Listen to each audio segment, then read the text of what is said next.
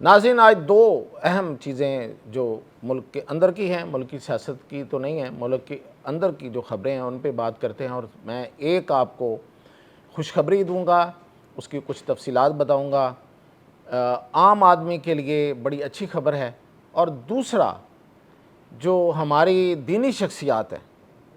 ان کے سٹیچر پہ کوئی افسوسناک ایک بات ہے، ایک صورتحال ہے، اس پہ بات کرتے ہیں۔ تو سب سے پہلے تو بات کرتا ہوں میں آپ کو اچھی خبر کی۔ اچھی خبر یہ ہے کہ پاکستان کی حکومت نے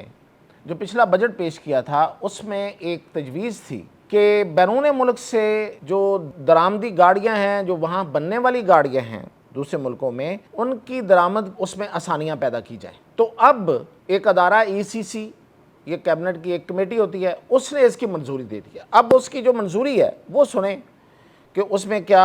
اہم باتیں ہیں، عام آدمی کے لیے کیا اس میں سہولت ملی ہے۔ دیکھیں جی، اگر تو آپ کے پاس 10 سے 15 لاکھ روپے جن کے پاس تھے، جیب میں ہیں، بچت کی ہوئی ہے،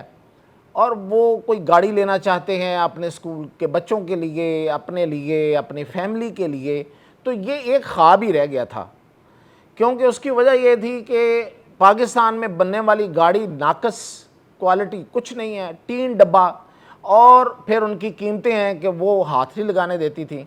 زیادہ سے زیادہ کوئی بندہ بڑی کوشش کرتا تھا تو وہ پرانی مہران، جو کہ اب وہ بھی کباڑیوں کے پاس جا رہی ہیں۔ مہران آپ کو سڑک پہ کیوں بہت کم نظر آتی ہے؟ اس لیے کہ مہران کے پہ جو مٹیریل استعمال ہوا وہ ٹین ڈبہ رہا۔ اس سے پہلے آپ جو لوگ واقف ہیں اس بات سے کہ ایک چھوٹی گاڑی اور ہوتی تھی FX، وہ کبھی دیکھیں، وہ آج بھی کہیں نہ کہیں آپ کو مل جاتی ہے، اور یہ 80 کی دہائی کی گاڑی ہے، تو اس لیے آج بھی مل جاتی ہے، خاص طور پہ پنڈی اسلام آباد میں، کہ اس پہ بڑا اچھا مٹیریل استعمال ہوا تھا۔ تو یہ جو پاکستان کے اندر گاڑیاں بنانے والے، انہوں نے انتہا کر دی کہ مٹیریل ناقص، اوپر سے قیمتیں بہت زیادہ، اور پھر یہ ہے کہ ان گاڑیوں کی جو باقی جو ان کی لائف ہے، ان کے انجن کی لائف وہ بھی اتنی کم تھی۔ تو اب وہ لوگ کیا کر رہے تھے جن کے پاس 10 15 20 لاکھ روپیہ کہیں وہ بچت کرتے تھے، تو ان کی قسمت میں تھی ویگنار لے لی، کوئی لوکل گاڑی، کوئی چلی ہوئی گاڑی سیکنڈ ہینڈ، یا کوئی مہران لے لی، اسی طرح کی گاڑیاں، یا کوئی پرانی گاڑیاں جو جاپانی آئی ہوئی تھیں وہ لے رہے تھے۔ لیکن اب ایک اچھی خبر یہ ہے کہ جن کے پاس اتنی رقم ہے ان کے لیے ایک بہتری آ رہی ہے، وہ یہ ہے کہ اب جو اجازت مل رہی ہے اس میں 2000 یعنی کہ 5 سال پرانی گاڑی جو ہے، یعنی کہ 2000 میں بنی ہوئی گاڑی جو ہے، جو 2000 میں جاپان میں بنی ہوئی گاڑی ہوگی یا کوریا میں بنی ہوئی گاڑی ہوگی، وہ کورے اور اس طرح کی گاڑیاں جو ہیں، میں چھوٹی گاڑیوں کی بھی بات کر رہا ہوں، وہ امپورٹ ہو سکیں گی، اور تقریباً اتنی قیمت میں، جو 600 700 CC والی ہیں وہ اتنی قیمت میں آپ کو مل جائیں گی۔ یہ اچھی خبر، اور یہ بہت اچھی خبر ہے۔ لوگ، ظاہر ہے کہ لوگوں کی فیملیز ہیں، ہر کوئی چاہتا ہے کہ وہ بجائے اس کے کہ وہ اس سڑک کے اوپر وہ موٹر سائیکل پہ پوری فیملی لاد کے جائے، تو ایک چھوٹی گاڑی ہو، اس میں وہ جا کے اپنے بچوں کو اسکول چھوڑ کے آئے، کسی کو اپنی ماں کو ڈاکٹر کے پاس لے کے جانا ہے، کہیں فیملی نے موو کرنا ہے، تو لوگوں کے لیے انتہائی مصیبت بن گئی تھی۔ یہ جو گاڑیاں، یہ جو پاکستان کے اندر گاڑیاں بنانے والے ہیں، انہوں نے اتنی چھل اتاری ہے لوگوں کی، اتنا انہوں نے فائدہ اٹھایا ہے کہ آپ کی سوچ ہوگی کہ کیا کیا کیا ہے انہوں نے۔ ناقص مٹیریل لگا کے انتہا کی قیمتیں آسمان پہ پہنچا کے لوگوں کو یہ لوٹتے رہے ہیں، اور سال تک لوٹتے رہے ہیں۔ اس سے پہلے اجازت دی گئی تھی اس وقت، اور پھر یہ اس پہ پابندی لگا کے، تو یہ جو لوکل مینوفیکچرر ہیں، یہ جو سزوکی اور ٹویوٹا اور اس طرح کی جو کمپنیاں جو یہاں پہ گاڑیاں بناتی تھیں، یہ لوگوں کو انہوں نے لوٹا، خوب لوٹا ہے۔ اب یہ پریشان بیٹھے ہوئے ہیں۔ اب ان کی پریشانی کی وجہ بھی میں آپ کو بتاتا ہوں، اور دوسری وجہ یہ ہے کہ یہ جو گاڑیاں ہیں، یہ تو آپ کو میں نے بتایا ہے کہ اس سے آپ کو فائدہ ہوگا، آپ گاڑی لے سکیں گے، تھوڑے سے زیادہ پیسے ہوں گے تو وہ اس سے تھوڑی بڑی گاڑی لے سکیں گے۔ جاپان کی گاڑی بنی ہوئی ہوگی، کوریا کی گاڑی بنی ہوئی ہوگی، اچھی کوالٹی کی گاڑی ہے، انجن کی لائف اچھی ہے۔ پھر یہ کہ سب سے بڑی بات یہ ہے کہ آپ کا انوائرمنٹ پہ بڑا اچھا اثر پڑتا ہے کہ گاڑی دھواں نہیں مارتی، گاڑی جو ہے وہ گند بہت کم پھیلاتی ہے فضا میں، تو یہ بھی بڑے فائدے ہیں۔ تو ایک تو یہ ہے، اور دوسرا یہ کہ یہ جو لوکل بنانے والے ہیں نا، اب ان کو ملے گا ٹف ٹائم، ان کو پتہ چلے گا اب یا تو یہ کوالٹی بڑھائیں گے، قیمت کم کریں گے، یا پھر بھاگ جائیں گے، تو بھاگ جائیں۔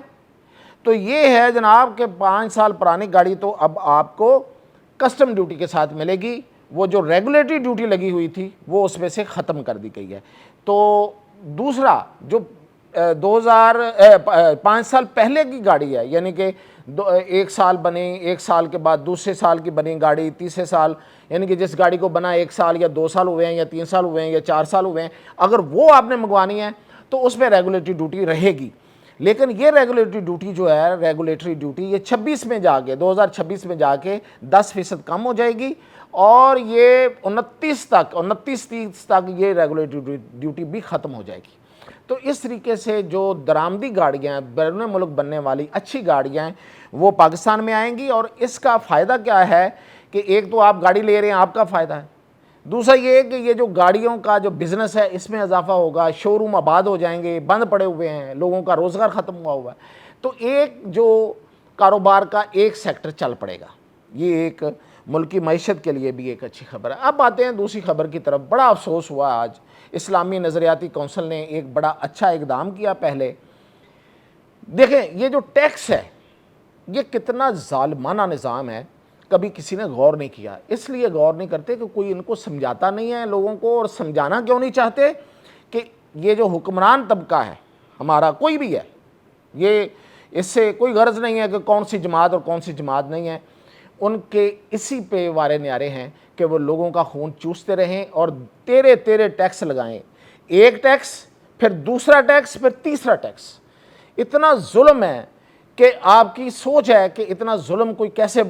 کر سکتا ہے، اور پھر ہم برداشت کر رہے ہیں۔ مثال کے طور پہ میری ایک کمائی ہے، میری ایک انکم ہے، آپ کی ایک انکم ہے، وہ 30,000 ہے، وہ 40,000 ہے، وہ 2 لاکھ ہے، وہ 4 لاکھ ہے، اس پہ میں ایک انکم ٹیکس دیتا ہوں۔ میں نے وہ کمائی کی، میں نے آپ کو ٹیکس دیا کہ ہاں جی میں نے کمائی کی ہے، یہ لیں آپ ٹیکس، میں نے کمائی کی ہے، ٹیکس آپ لے لیں، چلو مان لیا کہ میں نے کمائی کی ہے، میں نے خون پسینہ ایک کیا ہے، میں نے حکومت کو ٹیکس دینا کہ میں نے کمائی کیوں کی ہے، چلو یہ بھی مان لیا کہ یہ مجھے دینا ہے جی، پوری دنیا میں دیا جاتا، اچھا ہم بھی دے دیتے ہیں، ایک ٹیکس دیا۔ اب وہ کمائی میں نے جا کے ٹیکس دینے کے بعد میں نے بینک میں جمع کروائی یا بینک میں جمع ہو گئی، اس کے بعد میں اس کو نکلوا رہا ہوں اپنے پیسے، تو اس میں ایک اور ٹیکس دوں ود ہولڈنگ ٹیکس کے نام سے۔ اچھا اب حکومت کے پاس دلیل کیا ہے کہ نہیں جی یہ جو ود ہولڈنگ ٹیکس ہوتا ہے یہ تو آپ اپنا جب گوشوارے جمع کرواتے ہیں وہاں سے کٹوا سکتے ہیں، یہ تو اسی میں ایڈجسٹ ہو جائے گا۔ بھئی نہ مجھے پتا نہ آپ کو پتا ہے، پتہ ہے آپ کو کہ یہ جو ود ہولڈنگ ٹیکس آپ کا کٹتا ہے ایک چیک پہ، آپ ایک بندہ اس کی 40,000 سیلری ہے، 30,000 سیلری ہے، اس پہ تو ٹیکس ہی نہیں ہے، لیکن جب وہ پیسے نکال رہا ہے تو اس پہ ٹیکس لگ رہا ہے، یعنی کہ اس پہ انکم ٹیکس نہیں ہے لیکن اس کو ٹیکس دینا پڑ رہا ہے بیچارے کو،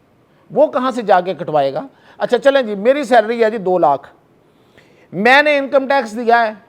اب اس کے بعد میں نے پیسے نکلوائے، اس پہ میں نے ود ہولڈنگ ٹیکس دیا، اب مجھے تو پتہ ہی نہیں ہے کہ میں نے وہ ود ہولڈنگ ٹیکس جو دیا ہے اس کی رسید جمع کروا کے تو اپنا انکم ٹیکس کم کروانا ہے، مجھے پتہ ہی نہیں، اور آپ سب کو نہیں پتہ، یقین کریں آپ کسی کو نہیں پتہ، اور یہ آپ کی لا علمی میں رکھ کے آپ کو لوٹتے ہیں۔ دو ٹیکس ہو گئے، تیسرا ٹیکس، میں نے کمائی کی 1 لاکھ روپیہ، 2 لاکھ روپیہ، آپ نے کمائی کی 40,000 50,000 5 لاکھ، اب اس پہ میں نے ایک تو آپ کو ٹیکس دیا انکم ٹیکس کی صورت میں، کمائی میں نے کی، ٹیکس آپ کو دیا، اوکے ہو گیا۔ دوسرا ٹیکس میں نے آپ کو دیا، میں بینک سے پیسے نکلوا رہا ہوں، اس پہ ٹیکس دیا، 2 ٹیکس ہو گئے اسی کمائی پہ۔ اسی کمائی سے میں نے جا کے صابن خریدا، میں نے جا کے چائے کی پتی خریدی، میں نے جا کے دوسری چیزیں خریدی، اس پہ بھی ٹیکس دیا، اور بھائی 3 ٹیکس میں ایک کمائی پہ دے رہا ہوں، کیا ظلم کیا بھائی میں نے ایسا کیا گناہ کیا ہے کہ میں 3 ٹیکس دوں ایک کمائی پہ؟ یہ ظلم کا نظام نہیں ہے، یہ ظلم کا نظام ہے، اس کو شریعت نہیں مانتی۔ اسلامی نظریاتی کونسل نے آج جب بیٹھے ہیں تو اس پہ جب اکثریت کی رائے تھی کہ یہ ود ہولڈنگ ٹیکس جو ہے یہ ظلم ہے، اور خاص طور پہ ان لوگوں کے ساتھ ظلم ہے جن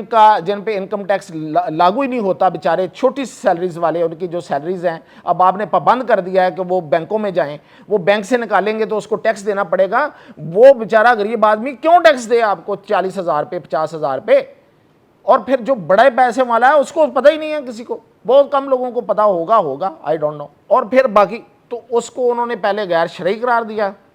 ایف بی آر نے فوری طور پہ ایک بیان جاری کیا کہ ہم اس کو چیلنج کریں گے. ہمارے مولانا صاحب ڈر کے دبک کے پیچھے بیٹھ گئے. ایسے مسکین عالم دین کی ضرورت نہیں ہے. راغب نعیمی صاحب اگر آپ اتنے مسکین ہیں تو مہربانی ہے آپ کی، آپ چھوڑ دیں یہ عہدہ. اسلامی نظریاتی کونسل کا اصل مقصد کیا تھا؟ یہ آرٹیکل 2A جو ہمارے کانسٹیٹیوشن کا آرٹیکل 2A ہے، اس کے تحت یہ لازمی قرار پایا تھا، یہ پارلیمنٹ نے پاس کیا تھا، یہ اس کو کوئی حکومت ختم نہیں کر سکتی کہ یہ جو آرٹیکل ہے یہ نظر رکھے گا کہ کوئی قانون، کوئی ایسی آئین کی کوئی شک ایسی پاس نہ ہو جائے جو اسلام کی مرضی کے خلاف، قرآن اور سنت کے خلاف ہو. اور اس کے لیے اسلامی نظریاتی کونسل بنائی گئی کہ یہ جائزہ لیتی رہے گی. بھئی آپ اس کے سربراہ لگائے گئے، اتنا بڑا فریضہ ہے آپ پہ، اور آپ نے جب آج کوئی کام کیا ہی تو فوری طور پہ اس کو واپس لے لیا. ایک چھوٹی سی دھمکی پہ، دھمکی کیا تھی کہ ہم چیلنج کریں گے، اصل میں کوئی فون آیا تھا. تو بھئی عالم دین یہ نہیں ہوتا. امام ابو حنیفہ بنے، امام احمد بن حنبل بنے، جانیں دے دیں، فیصلے نہیں بدلے. اجازت دیجیے.